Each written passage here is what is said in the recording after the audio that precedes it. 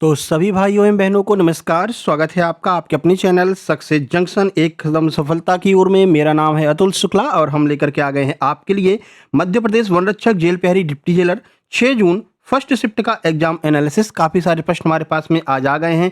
आज थोड़े ज़्यादा प्रश्न है इसलिए वीडियो थोड़ा सा लेट आई है। एक दीदी जी ने कहा था कि सर थोड़ा सा वेट कर लीजिए, हम और क्वेश्चन भेज रहे हैं, तो उनके वेट के चक्कर में वीडियो थोड़ा सा लेट हो गई। लेकिन परेशान मत होना, आज प्रश्नों की संख्या ज़्यादा है। प्रियंका पटेल जी हैं, इन लोगों ने काफ़ी सारे प्रश्न भेजे हैं और आपसे भी हम हाथ जोड़कर निवेदन करते हैं, भैया आज आप इंतजार कर रहे हैं ना एग्जाम एनालिसिस का, कल कोई और कर रहा होगा तो एग्जाम सेंटर से बाहर निकलते ही आप हमारे व्हाट्सएप नंबर 7052547003 पर जो है अपने प्रश्नों को जरूर भेज दिया कीजिए मेरे भाई, ठीक है। चलिए वीडियो को लाइक करके चैनल को सब्सक्राइब कर लीजिए जिससे आगे आने वाले सारे वीडियो, सारे exam analysis time to time आपके पास तक पहुंच सकें।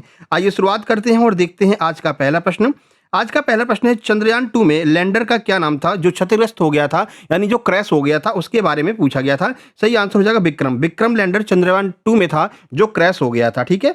बाकी रोवर का नाम प्रज्ञान था, ये सब आपको पता है। यहां से देख लेते हैं तो चंद्रयान 2 का लैंडर जो चंद्रमा की सतह पर उतरते समय क्रैश हो गया था उसका नाम विक्रम था। भारतीय अंतरिक्ष अनुसंधान संगठन इसरो ने इस मिशन को 22 जुलाई 2019 को आंध्र प्रदेश के श्रीहरिकोटा स्थित सतीश धवन अंतरिक्ष केंद्र से सफलतापूर्वक लॉन्च किया था। वही थोड़ा सा पहुंचने से जरा सा पहले जो है हम यहाँ पर रह गए थे और यहाँ पर नहीं पहुंच पाए थे, और चंद्रयान 3 ने तो उसको बहुत आसानी से प्राप्त कर लिया था, ठीक है। तो चंद्रयान 2 के आज लैंडर के बारे में पूछा गया था। हो सकता है आपसे रोवर के बारे में पूछा जाए, तो रोवर का नाम प्रज्ञान है, ये भी आपको ध्यान रखना है। बेचारा प्रज्ञान आज तक बाहर नहीं निकल पाया, उसी विक्रम लैंडर में ही फंसा हुआ पड़ा हुआ है कहीं, ठीक है। चलिए आगे बढ़ लेते हैं। आगे बढ़ने से पहले आप लोग बता दें, जैसा कि आप सबको पता है, कल भी हमने आपको प्रूफ दिखाया था, इंग्लिश के एंटोनिम, सिनोनिम, इडियम्स सब कुछ सीधे सीधे हमारे सुपर सिलेक्शन नोट्स से आए थे। पीएच वैल्यू भी हमारे सुपर सिलेक्शन नोट्स से आई थी और आज फिर 3 पीएच वैल्यू पूछी और 3 की तीनों पीएच वैल्यू हमारे सुपर सिलेक्शन नोट्स से देखने को मिली है। लास्ट में आपको स्क्रीनशॉट भी दिखा देंगे और ये कंप्लीट सुपर सिलेक्शन नोट्स आपको मात्र 189 रुपए में मिलने वाले हैं, जहां से सीधे सीधे प्रश्न एग्जाम में फंस रहे हैं। चाहे इंग्लिश की बात करें, चाहे वो साइंस की बात करें या फिर हिंदी की बात करें, आपको सीधे प्रश्न यहाँ पर देखने को मिल रहे हैं, ठीक है।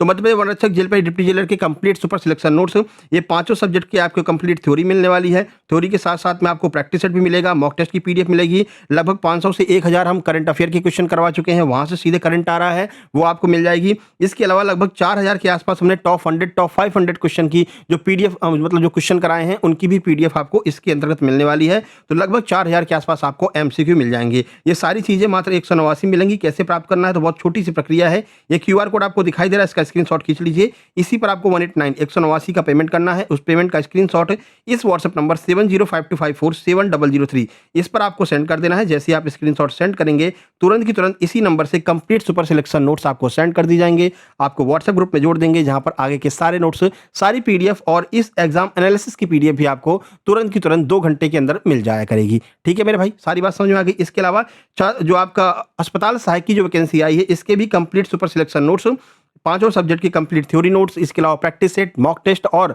जो है टॉप 100 सीरीज, जैसे कि अभी हमने सुबह ही एक वीडियो करवाई है जिसमें हमने हिंदी पद्यखंड के टॉप 100 एमसीक्यू को कवर किया, पूरा हिंदी पद्यखंड कवर कर लिया ना, उसकी भी पीडीएफ आपको मात्र 149 रुपए में आपको ये अस्पताल सहायक की कंप्लीट तैयारी वाली पीडीएफ मिलने वाली है। वही प्रक्रिया, इसी क्यूआर पर 149 का पेमेंट करके स्क्रीनशॉट भेज के इस व्हाट्सएप नंबर पर तुरंत की तुरंत आप कंप्लीट सुपर सिलेक्शन नोट्स और प्रैक्टिस सेट, साथ साथ में जो है टॉप 100 की एमसीक्यू की पीडीएफ, सब कुछ आप प्राप्त कर सकते हैं, ठीक है। सारी बातें समझ में आ गई है ना। और कल बहुत सारे लोगों ने कमेंट किया था कि सर प्रूफ क्यों देते हो, आप बार बार अपने पीडीएफ के बारे में क्यों बताते हो। अरे मेरे भाई, मेहनत करके पीडीएफ बनाई है, पीडीएफ से क्वेश्चन फंस रहे हैं तो क्यों नहीं बताएं हैं?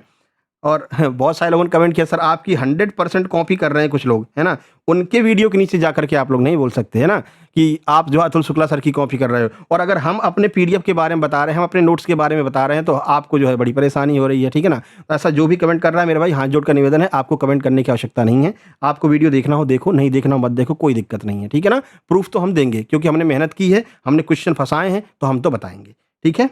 चलिए अब ये है कि लास्ट में आपको स्क्रीनशॉट दिखा देंगे आराम से, कोई दिक्कत वाली बात नहीं है। सारे क्वेश्चन दिखाएंगे, कौन कौन से क्वेश्चन इंग्लिश के फंसे हैं और कौन कौन से क्वेश्चन पीएच वैल्यू वाले फंसे हैं। एग्जैक्ट हम आपको स्क्रीनशॉट अपने जो है इसका नोट्स का, और आपने जो क्वेश्चन भेजे हैं, दीदी लोगों ने क्वेश्चन भेजे हैं जिन लोगों ने, उनके क्वेश्चन को एक साथ दिखा देंगे, ठीक है मेरे भाई।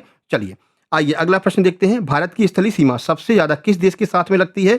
तो ये बांग्लादेश के साथ में लगती है, आप सबको पता है। और कल भी आपको हमने बताया था बांग्लादेश की जो सीमा रेखा है वो रेड क्लिफ ही कहलाती है, ठीक है ना। अच्छा, रेड क्लिफ क्यों कहलाती है इसके बारे में आपको बताया था कि जो बांग्लादेश है वो पहले पूर्वी पाकिस्तान हुआ करता था, ठीक है ना। भारत ने ही उसको आज़ाद कराया था। तो भारत और पाकिस्तान के बीच में कौन सी सीमा रेखा है? रेड क्लिफ है। तो रेड क्लिफ ही जो है ना भारत और पूर्वी पाकिस्तान यानी कि वर्तमान के बांग्लादेश के भी बीच में है, ये भी ध्यान रखना है। अब कितनी लगती है वो आपको बता देते हैं। बांग्लादेश आंसर हो जाएगा। भारत की सबसे लंबी स्थलीय सीमा बांग्लादेश के साथ में लगती है, जिसकी लंबाई 4096 किलोमीटर है।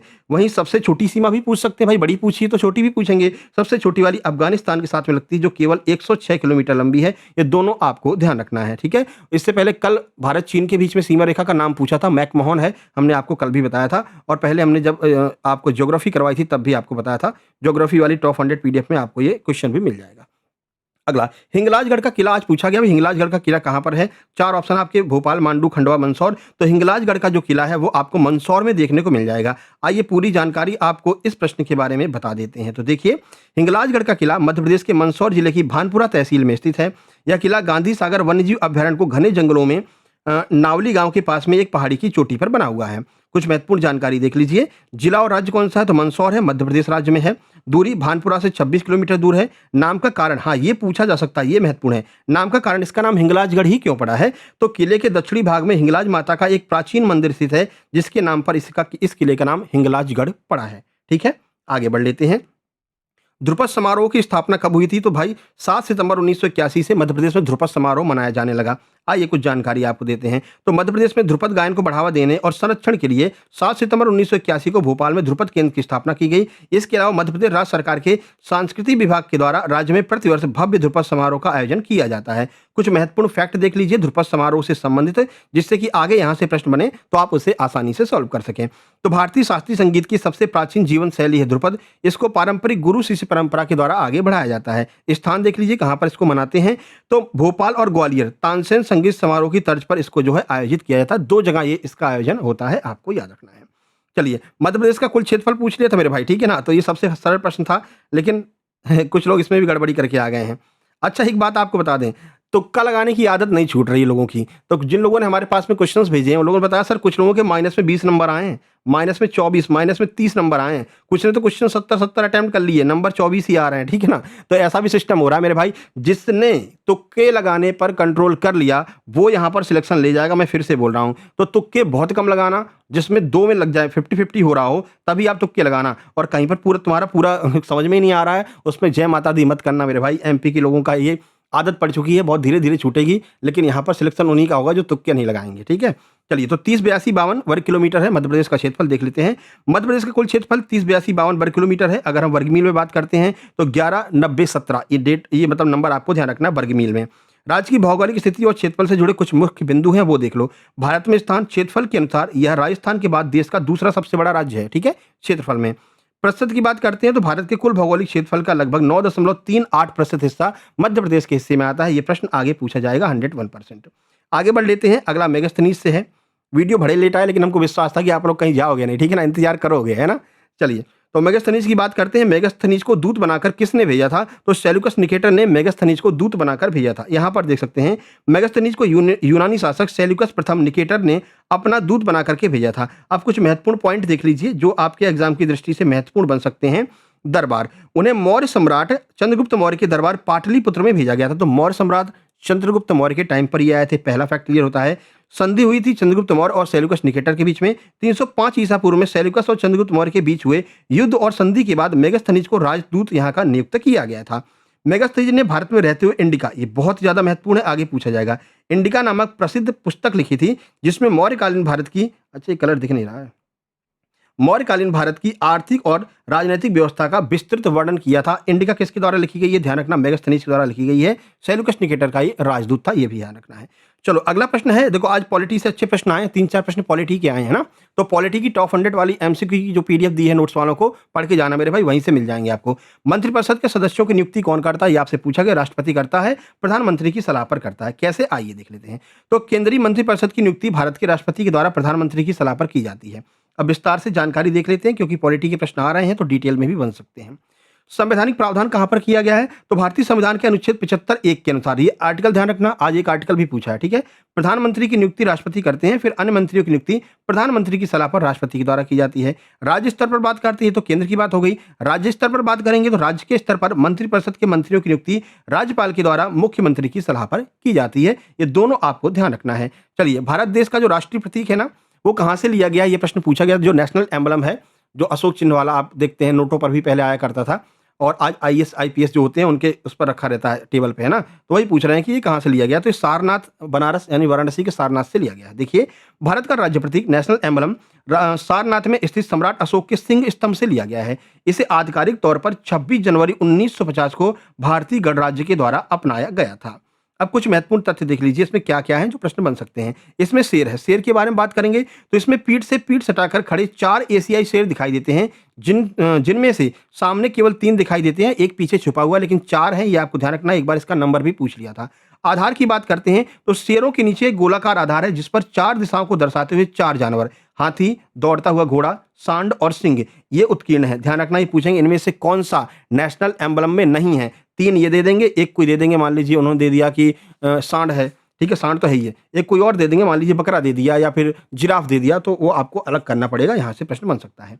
आर्टिकल पूछा गया था अनुच्छेद 257 का संबंध किससे है? तो राज्य सरकार पर केंद्र सरकार के नियंत्रण से संबंधित है आर्टिकल 257। 2 आर्टिकल के बारे में लोगों ने बताया है, दोनों आर्टिकल करवा दे रहे हैं, ठीक है? देखिए, भारतीय संविधान का अनुच्छेद 257 कुछ विशेष मामलों में राज्यों पर केंद्र सरकार के नियंत्रण से संबंधित है। यह अनुच्छेद सुनिश्चित करता है कि राज्य की कार्यपालिका शक्ति का उपयोग इस प्रकार हो कि संघ केंद्र की कार्यपालिका शक्ति के प्रयोग में कोई बाधा या फिर प्रतिकूल प्रभाव न पड़े। ये 257 ने बताया है। एक आर्टिकल का ये पूछा गया था कि सर कार्यपालिका का वर्णन किस अनुच्छेद में किया गया है? ये प्रियंका पटेल जी ने बाद में भेजा है, ठीक है? तो चलिए इसको भी देख लेते हैं। 52 से 78 तक में जो है कार्यपालिका का वर्णन किया गया है। कहाँ-कहाँ पर, आइए देख लेते हैं। तो भारतीय संविधान में कार्यपालिका का वर्णन मुख्यतः 2 भागों में किया गया है। केंद्रीय कार्यपालिका का उल्लेख संविधान के भाग 5 में अनुच्छेद 52 से 78 तक किया गया है, ठीक है? जिसमें 52 में बताया गया भाई राष्ट्रपति होता है और उपराष्ट्रपति, राष्ट्रपति, इनके बारे में बताया है। केंद्रीय विधायक मतलब आपका जो है लोकसभा, राज्यसभा के बारे में ये सारी बातें यहाँ पर बताई गई हैं। तो आर्टिकल 52 से 78 तक जो है वो केंद्रीय कार्यपालिका है, जबकि राज्य कार्यपालिका का उल्लेख आपका जो अनुच्छेद 153 से 167 तक है। ये दोनों आपको ध्यान रखना है, ठीक है मेरे भाई? चलिए आगे बढ़ लेते हैं। एलबीडब्ल्यू ये किस खेल से संबंधित है? ये प्रश्न पूछा गया था। एलबीडब्ल्यू क्रिकेट से संबंधित है ना। एक बार आपका जो है गुगली पूछ लिया था, लगे हाथ बता ही देते हैं। गुगली किससे संबंधित है? गुगली भी क्रिकेट से ही संबंधित है। चाइना मैन किससे संबंधित है? चाइना मैन भी क्रिकेट से ही संबंधित है। ये 2-3 फैक्ट जो है पूछ लिए जाते हैं, तो आपको ध्यान रखना है। चलिए, एलबीडब्ल्यू क्रिकेट से संबंधित है। इसका पूरा नाम लेग बिफोर विकेट होता है, इसका फुल फॉर्म भी पूछ सकते हैं। क्रिकेट में यदि गेंद बल्ले को छुए बिना सीधे बल्लेबाज के पैर या शरीर के अन्य भाग से टकराती है और अंपायर को लगता है कि उस गेंद के रास्ते में कोई रुकावट ना होती तो वह सीधे स्टंप से जाकर टकराती, तो बल्लेबाज को इस नियम के तहत आउट दिया जाता है और इसी नियम को एलबीडब्ल्यू कहा जाता है। जो क्रिकेट खेलते होंगे उनको पता होगा, ठीक है? चलिए अब साइंस की ओर चलते हैं और साइंस के कुछ महत्वपूर्ण प्रश्नों को कर लेते हैं जो बाकी लोगों के द्वारा भेजे गए हैं। आज पूछा गया था भाई, देखो कथन सत्य और असत्य वाले बहुत पूछे जा रहे हैं। पूछा गया था सोडियम कार्बोनेट और सोडियम बाइकार्बोनेट के बनने की विधि पूछी गई थी, फिर कहा था ये सही है कि गलत है, ठीक है? तो दोनों विधियां, कैसे सोडियम बाइकार्बोनेट बनता है, कैसे सोडियम कार्बोनेट बनता है, कौन सी विधि है, ये सब आपको बता देते हैं क्योंकि आगे यहां से भी प्रश्न बन सकता है। देखिए, और ये सोडियम कार्बोनेट बाइकार्बोनेट दोनों के बारे में आपको बता चुके हैं कि धावन सोडा कैसे होता है और कैसे इसको याद करेंगे। तो भाई बाई जो है वो खाना बनाती है, तो जो सोडियम बाइकार्बोनेट शब्द लग जाएगा वो खाने का सोडा होगा, है ना? इस तरह से आपको याद कराया था जब टॉप 500 करा रहे थे साइंस की। देखिए, तो सोडियम बाइकार्बोनेट बेकिंग सोडा कैसे बनता है? तो औद्योगिक स्तर पर इसे मुख्य रूप से साल्वे विधि के द्वारा बनाया जाता है। ध्यान रखना, साल्वे विधि से इसको बनाते हैं।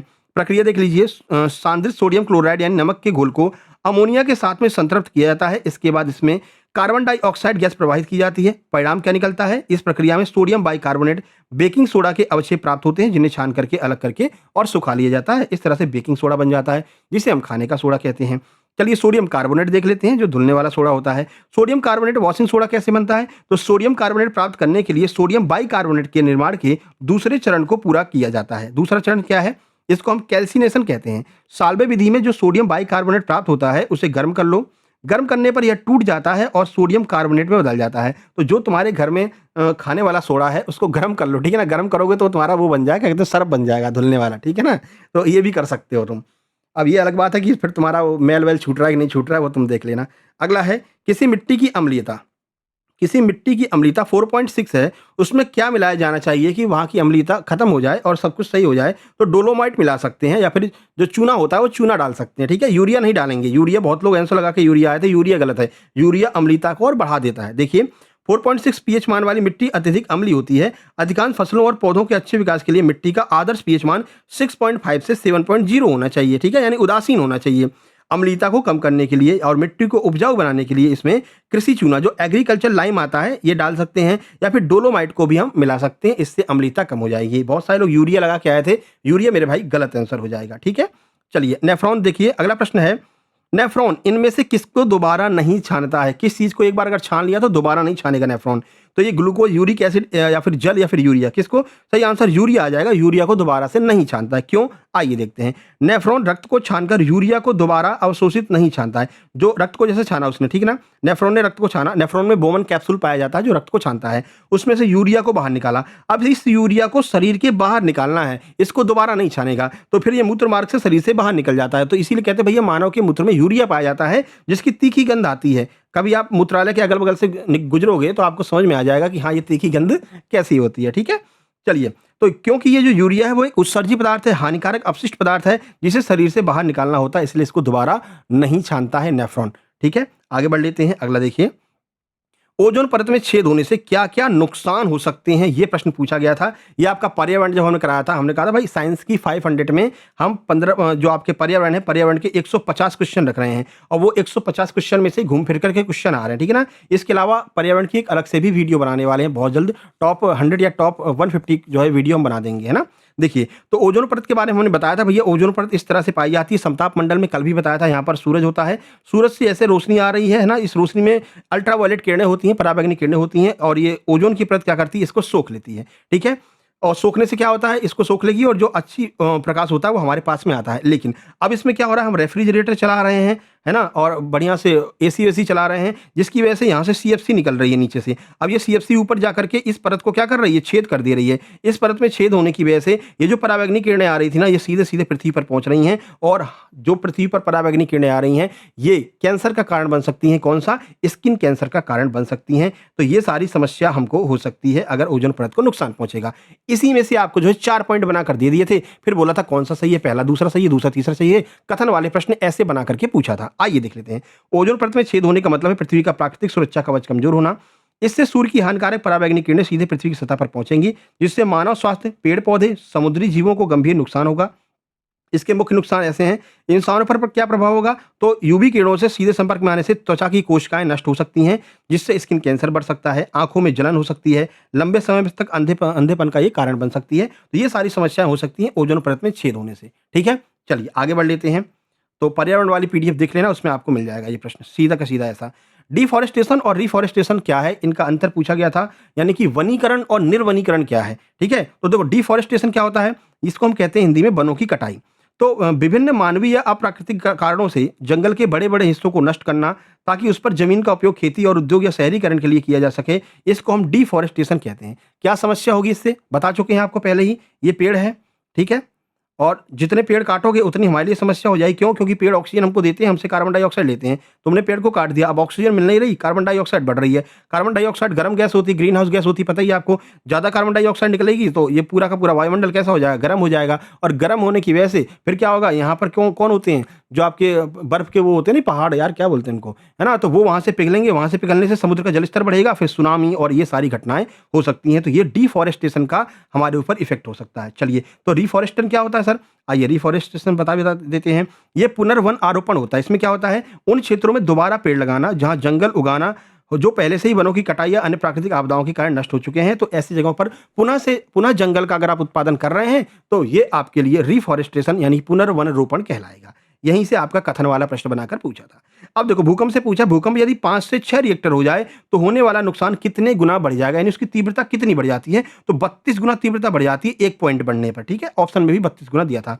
भूकंप की तीव्रता रिएक्टर स्केल पर 5 से 6 होने पर नुकसान कई गुना बढ़ सकता है। रिएक्टर स्केल पर पैमाना है, जिसका अर्थ है स्केल पर हर एक अंक की बढ़ोतरी का मतलब भूकंप की ऊर्जा में 32 गुना वृद्धि होती है। 32 गुना आपका सही आंसर हो जाएगा। विद्युत ऊर्जा का मात्रक पूछा गया था भैया, तो विद्युत ऊर्जा का मात्रक जूल होता है। पहली वीडियो फिजिक्स की कराई थी, जिसमें हमने आपको मात्रक और बेमी सूत्र कराया था, उसमें ये प्रश्न आपको सीधे-सीधे देखने को मिल जाएगा। तो विद्युत ऊर्जा का एसआई मात्रक जूल होता है, प्रतीक इसका जे होता है। कार्य वर्ग और किसी भी प्रकार की ऊर्जा का एसआई मात्रक जूल ही होता है, ये आपको ध्यान रखना है।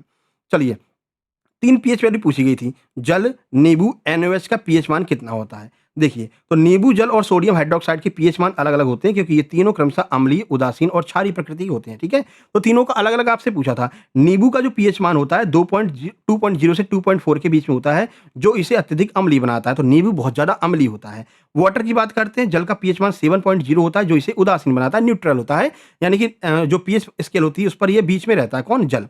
सोडियम हाइड्रॉक्साइड NaOH एक प्रबल क्षार है, इसलिए सांद्रता के आधार पर इसका पीएच मान 13 से 14 के बीच में हो सकता है। ये प्रश्न आपका पूछा गया था। 3 आज जो है आपके पीएच वैल्यू पूछी गई थी, ठीक है? अब देखो, ये आपके एग्जाम में पूछा गया था और ये खुद एक दीदी ने यहाँ पर देखो इन्होंने क्वेश्चन भेजा भी है, देखिए कि सर मोर का पर्यायवाची, अशोक का सारनाथ स्तंभ पूछा था और पीएच वैल्यू पूछी थी वाटर की, NaOH की, नींबू की, ठीक है ना? ये तीनों क्वेश्चन आपने देख लिए। अब ये रहा हमारी पीडीएफ, यहाँ पर आप देख सकते हैं, देखिए ये पीएच वैल्यू वाली पीडीएफ है, टॉप 50 एमसीक्यू में। शुद्ध जल का पीएच मान कितना होता है? पहला प्रश्न यही है, 7 होता है, पूरा डिटेल सॉल्यूशन बताया है, ठीक है? पीएच वाली उसमें वीडियो में। उसके बाद देखिए सोडियम हाइड्रॉक्साइड NaOH का पीएच मान कितना होता है? 14 बताया है, देखिए ऑप्शन डी 14 होता है और यहाँ पर पूरा डिटेल सॉल्यूशन बताया है, ठीक है? ये वही साइंस वाली है, टॉप 50 वाली। इसके बाद में ये देखिए नींबू के रस का पीएच मान कितना होता है? क्वेश्चन नंबर 6 देख लेना, नींबू के रस का पीएच मान कितना होता है? तो 2.2 से 2.4 के बीच में होता है, पूरा डिटेल सॉल्यूशन बताया है, ठीक है? और कल आपको हमने बताया था, ये एक भैया ने प्रश्न भेजा था, देखिए अबाउंडेंट का सिनोनिम क्या होगा, रिगिड का सिनोनिम क्या होगा, गगनचुंबी में कौन सा समास है? ये कल हमने स्क्रीनशॉट यहाँ पर लगा करके आपको दिखा दिया था, है ना? तो कल वाले स्क्रीनशॉट को दोबारा दिखाने से कोई मतलब नहीं है, ठीक है ना? तो बहुत सारे प्रश्न अपने सीधे-सीधे पीडीएफ से आ रहे हैं। ये तो वो क्वेश्चन है जो हमारे पास भेजे गए हैं। कुछ क्वेश्चन ऐसे भी हैं जो हमारे पास नहीं आ पाए हैं, तो वो भी अपने नोट्स से फँस रहे हैं। तो जो लोग फालतू के कमेंट करते हैं, उनकी बातों पर आपको ध्यान नहीं देना है, खुद आप ही उनको जवाब देना। हमें जवाब देने की आवश्यकता नहीं है, इतना समय भी नहीं है हमारे पास कि सबको जवाब देते फिरेंगे, ठीक है ना? बस आप इतना ध्यान रखना, जिन लोगों ने नोट्स लिया उनको फ़ायदा हो रहा है और आगे भी होगा। बाकी आपकी जो नए एग्ज़ाम आने वाले हैं, जैसे कि ईएसबी एक नया एग्ज़ाम करवा रही है, आप सबको पता है, उसके लिए भी नोट्स हमने अच्छे स्तर पर तैयार करना शुरू कर दिया है ना? अब एमपीजी के थोड़ा मतलब अगर एमपीजी के में 10 नंबर नहीं आते तो फेल माने जाओगे, चाहे बेशक आपके 80 नंबर आ रहे हैं टोटल, है ना? तो एमपीजी की स्पेशल जो है पीडीएफ हम तैयार करवा रहे हैं विथ डायग्राम, तो उसमें थोड़ा-सा समय लगेगा। चलो हिंदी देख लेते हैं। हिंदी में पूछा गया था शिक्षा का तद्भव क्या होगा? हिंदी वर्णमाला को कितने भागों में बाँटा गया है? कनक कनकते सौगुनी में कौन-सा अलंकार है? ये आपको हमने कितने अच्छे से ट्रिक से बताया था। भैया कनक कनक की जगह यमक यमक कर लो कि यमक यमकते सौगुनी। तो कनक कनक वाले उदाहरण में यमक अलंकार है। जिन लोगों ने हमसे पढ़ा होगा, टॉप 500 में भी दिया है इसको हमने, टॉप 100 वाली पीडीएफ में भी इसको दिया है, ठीक है ना? तो वो सीधे-सीधे वहाँ से आया है। मुक्त छंद का एक पूछा गया था, ठीक है? मोर का पर्यायवाची पूछा गया था, वाच्य पूछा गया था, शुद्ध वर्तनी एक आई थी, एक अलंकार, स्थायी भाव, जो एक लाइन दे रखी थी पूरी और उसमें पूछा था कि इस लाइन में कौन-सा मतलब कि रस है और उस रस का स्थायी भाव कौन-सा है, इस तरह से पूछा था। वस्तु और वास्तु इसका क्या अर्थ होगा? ये जो है समश्रुति भिन्नार्थक पूछा गया था, है ना? इसकी भी अलग से हमने टॉप 100 दे रखी है। समास तत्पुरुष प्रश्नवाचक और अक प्रत्यय वाला पूछा गया था, इनमें किसमें अक प्रत्यय लगा हुआ है? समास और काल का भी इस तरह से जो है आपका हिंदी पूछा गया था। चलिए मैथ की बात कर लेते हैं। देखिए मैथ में क्या पूछा गया है, तो मैथ में कुछ ज़्यादा परिवर्तन नहीं मिल रहा है, एडवांस वो फिर से नहीं पूछ रहा है, ना ही एडवांस पूछेगा आगे भी, ठीक है ना? Cube root, work and time से 3 प्रश्न, 1 प्रश्न परसेंटेज से, प्रॉफिट लॉस आज नहीं आया है। एज के लगातार प्रश्न आ रहे हैं, 3 से 4 प्रश्न एज के। बॉड मास के 2 प्रश्न, आज एवरेज से प्रश्न आ गया है, पहले एवरेज से 2 दिन प्रश्न नहीं आया था, पर आज 3 से 4 प्रश्न एवरेज से पूछे हैं। रेशियो से लगभग 3 प्रश्न, 1 सीआई से पूछा है, सिंप्लीफिकेशन से 3 से 4, मिश्रण के लगभग 3 से 4, घातांक करनी और सीपीएसपी नहीं पूछा है, ठीक है? घातांक करनी से लगभग 3 प्रश्न पूछे हैं। तो मैथ को लेकर के बहुत ज़्यादा परेशान होने की आवश्यकता नहीं है। हाँ, थोड़ा-सा घुमाकर पूछ रहा है, तो थोड़ा-सा दिमाग लगाकर पढ़ लोगे तो आपको समझ में आ जाएगा। चलिए इंग्लिश देख लेते हैं। एक्टिव पैसिव से 3 से 4, पहली शिफ्ट से ही लगातार पूछ रहे हैं, ठीक है? और एक्टिव पैसिव की जो टॉप 200 वाली हमने वीडियो बनाई है, टॉप 200 वाली पीडीएफ में एक्टिव पैसिव के सारे नियमों को हमने करा दिया, आप देख लेना। 2 प्रश्न टेंस से आए हैं और एक आपका इडियम्स आया था, can't cut the mustard one word. इसका मतलब वन वर्ड पूछा गया था, कांट कट द मस्टर्ड, इसका वन वर्ड में पूछा गया था। उसका मेटिकुलेट एंड रिपील, ये रिपील हमने करा रखा है सिनोनिम वाली में, टॉप 100 सिनोनिम में करा रखा है रिपील, ठीक है ना? तो इसका सिनोनिम पूछा गया था। एक प्रश्न आर्टिकल का आया था, इडियम एंड फ्रेज से 3 प्रश्न, 2 प्रश्न एंटोसिनो से। फिल इन द ब्लैंक जो आ रहे हैं वो टेंस कंप्लीट करने के आ रहे हैं, जैसा हमने टॉप 200 वाली वीडियो में कराया ना, वही सेम टू सेम पैटर्न आ रहा है। यहाँ पर आपको टेंस कंप्लीट करना रहेगा, खालिस्तान दिया रहेगा और टेंस को कंप्लीट करना, ठीक है? या फिर पूछ सकते हैं कौन सा टेंस का प्रयोग हुआ है। ऐसे 4 से 5 प्रश्न आज देखने को मिले हैं इंग्लिश में, तो ये 2-3 टॉपिक अच्छे से कर जाओ, इतने में ही काम हो जाएगा। नैरेशन के 3 से 4 प्रश्न आपको देखने को मिल रहे हैं, ठीक है मेरे भाई? तो ये आज का एनालिसिस है, कैसा लगा कमेंट बॉक्स में कमेंट करके बताना और जल्दी से नोट्स लेकर के ग्रुप में शामिल हो जाइए, जिससे कि आपका सिलेक्शन हो सके। अभी जितना भी समय आपके एग्जाम में बचा हुआ है, 2 दिन, 3 दिन, 4 दिन, ठीक है ना?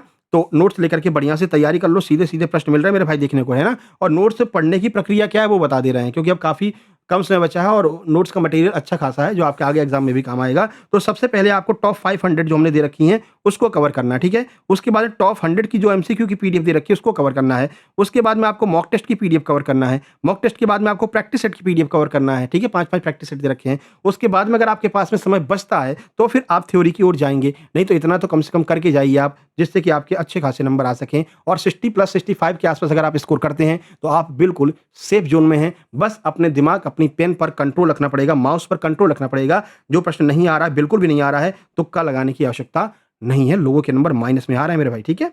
चलिए फिलहाल वीडियो को लाइक कर दीजिए, मिलते हैं सेकंड शिफ्ट में और आपसे निवेदन रहेगा, यही व्हाट्सएप नंबर है जिस पे आपको अपने प्रश्नों को सेंड करना है। निवेदन है, जैसे आज आप इंतज़ार कर रहे थे, कल कोई और भाई इंतज़ार कर रहा होगा, तो अपने प्रश्नों को ज़रूर से ज़रूर सेंड कीजिएगा, ठीक है? निकलते ही 1 घंटे के अंदर बस प्रश्न भेज दो, ठीक है ना? चलिए मिलते हैं नेक्स्ट वीडियो में, तब तक के लिए नमस्कार, धन्यवाद। वीडियो को लाइक, चैनल को सब्सक्राइब ज़रूर कर लेना मेरे भाई।